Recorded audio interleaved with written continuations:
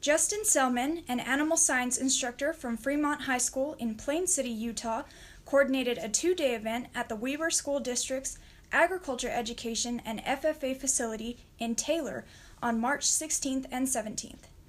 About 500 ag students from Fremont and Weber high schools rotated through 6 different stations, such as ultrasounding lambs, candling eggs, and formulating feed rations for ewes using the Pearson Square method, which is a formula to determine proper feed rations. Students also observed the differences in wool versus hair on sheep.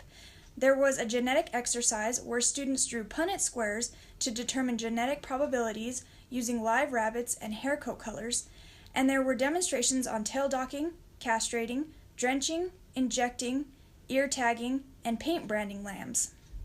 The instructional event allowed these high school students to experience hands-on agriculture to help them determine which classes they would like to sign up for next year.